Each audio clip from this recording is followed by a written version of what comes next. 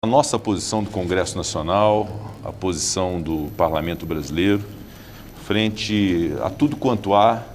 de especulações nos mais variados sentidos e nos mais variados temas. Primeiramente, eu gostaria de reafirmar o nosso compromisso maior nesse momento do Brasil, que é o combate à pandemia do coronavírus. Que não nos esqueçamos, em hipótese alguma, que ainda morrem muitos brasileiros em função dessa doença e que, por isso, nós precisamos incrementar os métodos de combate ao vírus, com isolamento social, na medida do possível, o uso de máscara, a higienização das mãos e a vacinação, que felizmente hoje temos uma realidade melhor do que antes, com uma vacinação em maior escala no Brasil. Essa é a nossa prioridade. Por outro lado, embora seja óbvio o que eu vou dizer, mas é preciso dizê-lo, nós temos alguns compromissos que são inarredáveis, que são inafastáveis, que são inegociáveis. O compromisso com a República Brasileira, com seus fundamentos de soberania, de cidadania, de dignidade da pessoa humana, dos valores sociais do trabalho, da livre iniciativa, do pluralismo político, que é algo fundamental para o país e para a democracia. Igualmente, a importância da separação entre os poderes, e uma separação que definitivamente não signifique desunião, mas que signifique o respeito de cada poder em relação ao outro naquilo que toca a atribuição do outro. Uma relação harmoniosa, mas que deve ser, sobretudo, de independência. E quero aqui afirmar a independência do Parlamento Brasileiro, a independência do Congresso Nacional, composto por suas duas casas, o Senado Federal e a Câmara dos Deputados,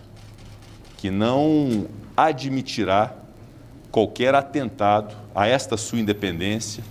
e, sobretudo, as prerrogativas dos parlamentares, de palavras, opiniões e votos, que naturalmente devem ser resguardados numa democracia.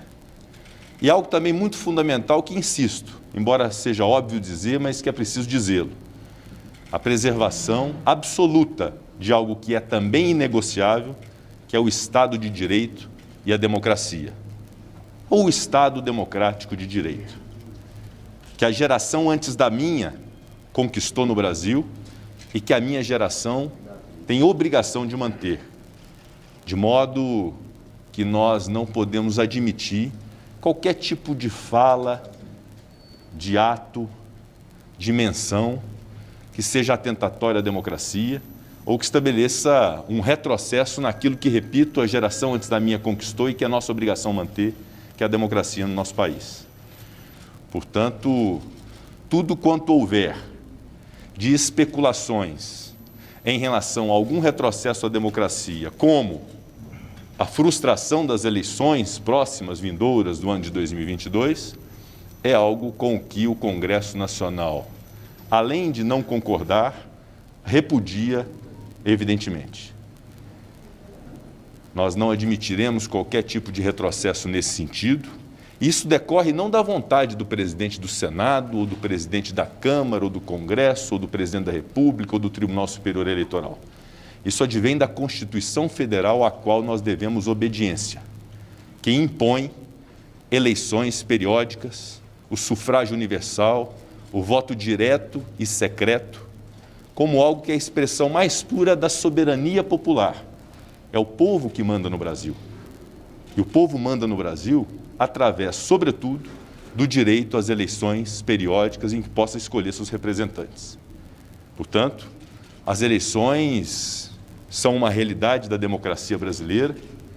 são inegociáveis, e o formato dessas eleições, que é algo que se discute muito hoje na sociedade, e se discute na sociedade isso deve ser respeitado sobre a manutenção do formato atual ou o estabelecimento de uma nova tecnologia através de voto impresso auditável, essa é uma discussão que haverá de se ter com todos os personagens da República E é normal e fundamental que todos participem com as suas opiniões sobre esta ideia, sem ataque a pessoas, mas a ideias. Essa definição não será feita pelo Poder Executivo, não será feita pelo Tribunal Superior Eleitoral, será feita pelo Congresso Nacional através de uma proposta de emenda à Constituição que está debatida na Câmara dos Deputados. E a decisão que houver por parte do Congresso Nacional, primeiro pela Câmara dos Deputados e depois pelo Senado Federal, haverá de ser respeitada por todos os poderes e todas as instituições no Brasil. Portanto, eu gostaria de sintetizar dizendo que a democracia está consolidada no nosso país, assimilada pela nossa sociedade, as instituições assim também compreendem, embora especulações possam acontecer, mas eu tenho absoluta convicção no compromisso de cada uma das instituições da República com a democracia e a forma de escolha dos representantes políticos também igualmente preservada no nosso país, sem risco algum de que haja retrocesso em relação ao Estado Democrático de Direito. Todo aquele que pretender algum retrocesso ao Estado Democrático de Direito esteja certo, que será apontado pelo povo brasileiro e pela história como inimigo da nação e como alguém privado de algo muito importante para os brasileiros e para o Brasil, que é o patriotismo.